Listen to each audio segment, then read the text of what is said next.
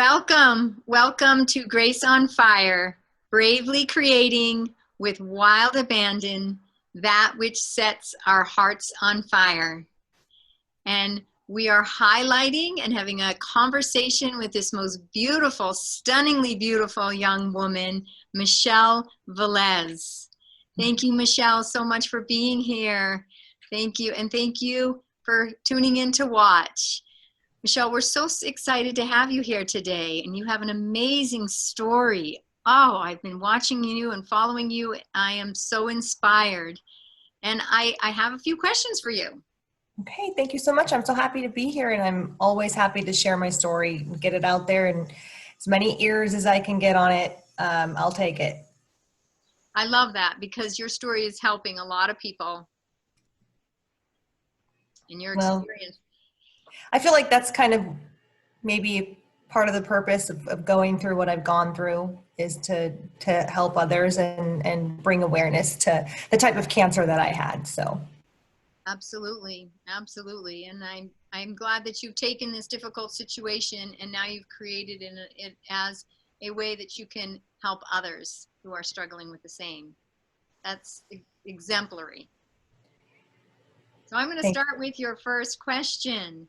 Okay. So tell us, please, a little about you and your family. Okay. I am currently living in Arizona. We just moved here in May, but I was in Las Vegas, Nevada for quite a while, and I was a news anchor for NBC there. I started here in Yuma, actually, back in 2007, 2008, and that's how I met my husband. We're now living in his hometown of Yuma. And so we met here and then we moved to Las Vegas as I transferred stations, and I was a news anchor there for a long time. And now I'm staying home with my kiddos. I have two little ones. I have my son is Cruz, and he is 5 years old, just starting kindergarten this year. Interesting year to start kindergarten. It's been very weird with the whole coronavirus and pandemic going on, but we're sort of going with the flow. And I have a 3-year-old daughter, Isabel, and she is a little firecracker. So it has been quite interesting to transition from a full-time working career mom to a full-time stay-at-home mom. It is certainly the hardest job I've ever done. And I can say that with certainty because I've done both, and staying at home with the kiddos and keeping the house up is a lot of work. And, I have to just give props to all the moms out there who've been doing this since the kids were little. Cause I honestly, some days I feel like I'm going to go crazy, and some days I miss work. And then I look at my kiddos and I realize they're so lucky that they get to have their mom here every single day. And I'm just thankful that I'm alive and here to see it all, because this time last year, I really wasn't sure if I would make it another year. Wow. Wow. Really makes you appreciate life and your children and all your blessings. And I agree. Being a mother, hands down, most important. Some people will say, I don't have a job or I don't work. And I'll be like, wait a minute, you're raising children. You're not raising potatoes or selling cars, or you're raising children. You're raising human beings. There's nothing more important and more. You're not working. You're working 24/7. Yeah. So wonderful. Now, so you were an anchor and it was, what was the station again in Las Vegas? It was the NBC station in Las Vegas. NBC station in Las Vegas. And so let us know and tell us how come you left your job and decided to be that stay-at-home mom. Well, it was something that, we were talking about, and I just kind of felt like I was missing out on a lot. I had been on the air for almost 15 years, not the whole time in Las Vegas, almost 10 years in Las Vegas. Wow. And I love the job, but I'd have to wake up at 3 o'clock in the morning, 2:30, 3 a.m., go to bed, really early, and I would miss out on a lot. And it was just a high stress, very intense job, constantly talking about all the negativity in the world.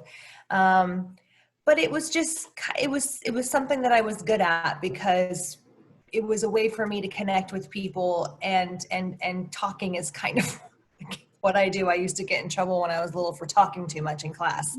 Um, so, you know, I loved doing it, but once the kids came along, I realized I wanted to be there for them as they were growing up.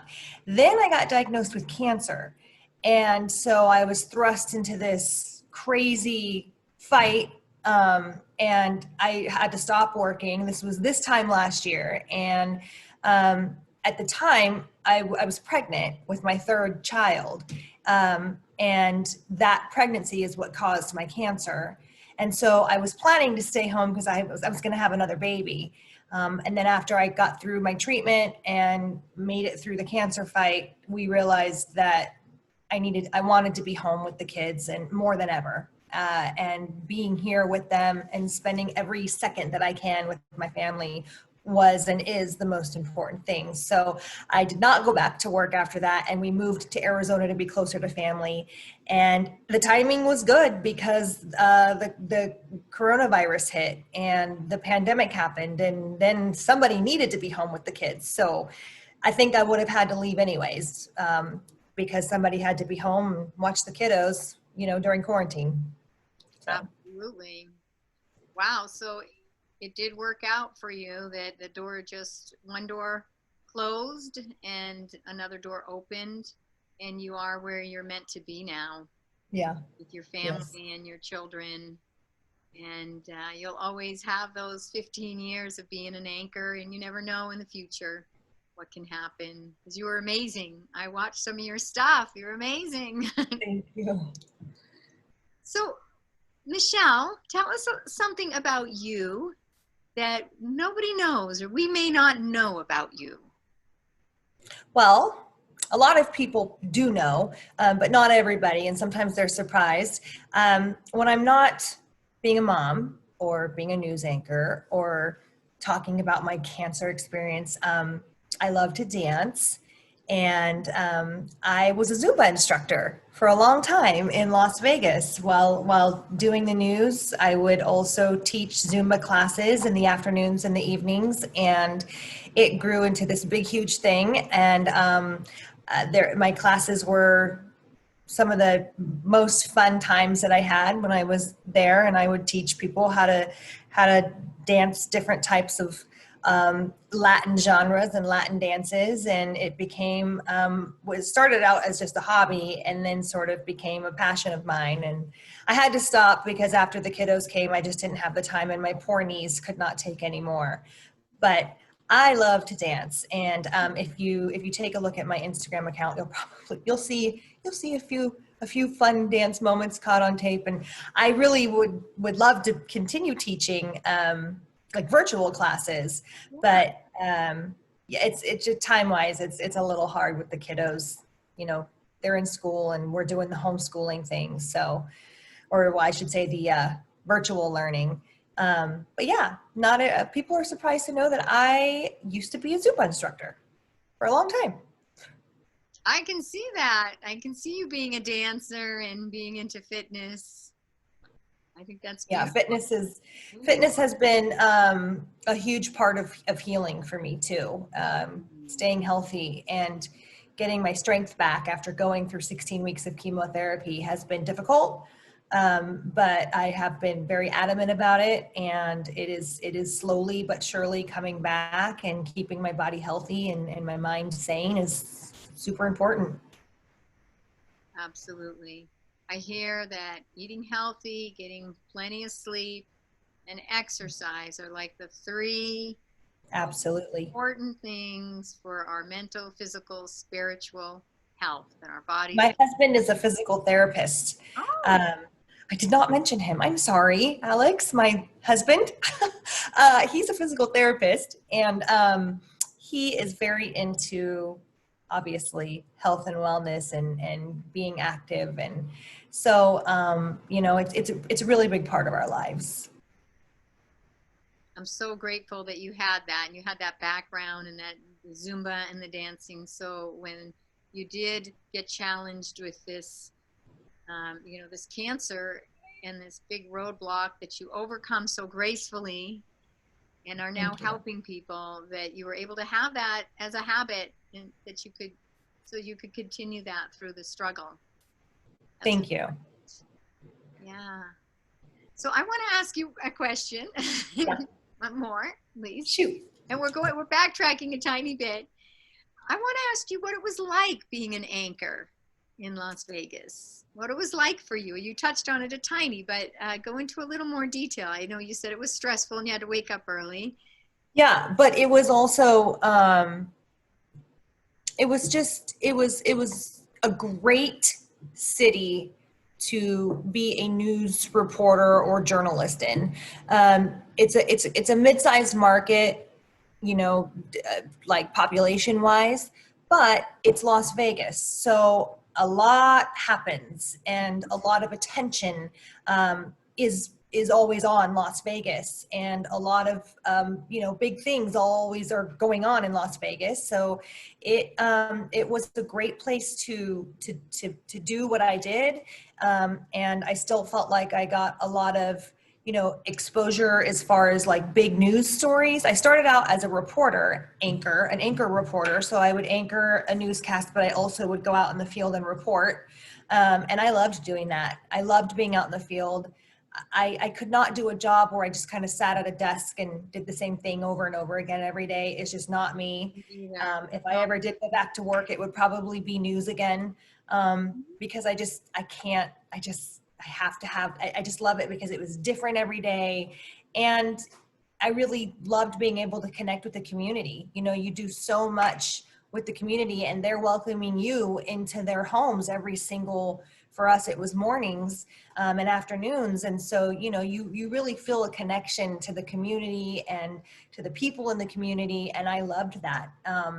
And it was a way for me to be able to be myself, being up there every day and delivering the news, but also, staying true to my personality and who I was. And my co-anchor for a long time is my best friend. So the two Wow. of us together, we were a good team, and we talk all the time. And it's been a transition for her as well, getting used to not having me there. And she was by my side through the whole cancer stuff when all of that happened. And so it was a really fun job in that sense. But then there's also it's a very high stress job. You're always up against a deadline. It's you're signing contracts to work there, consistently re-signing, so you're always up for your job again. And you're constantly talking about a lot of negative stuff going on in the world, and that takes a toll on you, especially as a live reporter. You're going out on the scene and you're there seeing these things, and it started to affect me. I would become very paranoid about driving in my car because I would cover car accidents almost daily, Yeah. and they were tragic car accidents, and it was hard to not let it get into your head. And then you had to know the details of stuff that don't get reported on the news because it's just it's too terrible to talk about. And those are the things, or you have to sit through really difficult trials. And I did a lot of court reporting too. So there were negatives and positives to it, but I really enjoyed my time doing it, and I loved being in one city for a long time, because a lot of people in the industry, they'll move around. They do 2 years here and then they move they're trying to get up to a bigger market.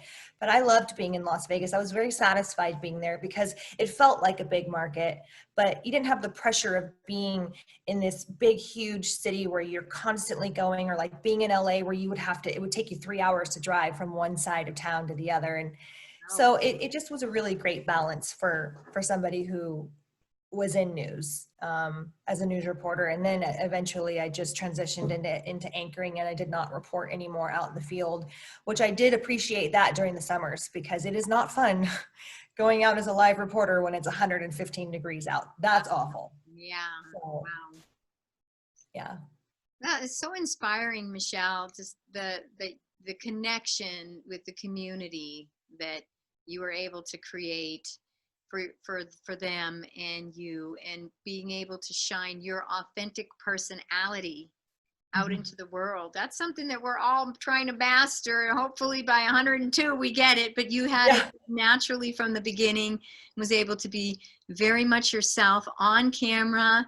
And that's kind of rare. So often I hear people say when they get, behind a camera, all of a sudden they're a different person, or they're you know, kind of got a face mask on that they have to, but you were able to really share your authentic personality, and it's a beautiful personality. So I'm grateful for that. I'm grateful you're able to do that and Thank share you. that with the world for so many years. And you're sharing it now.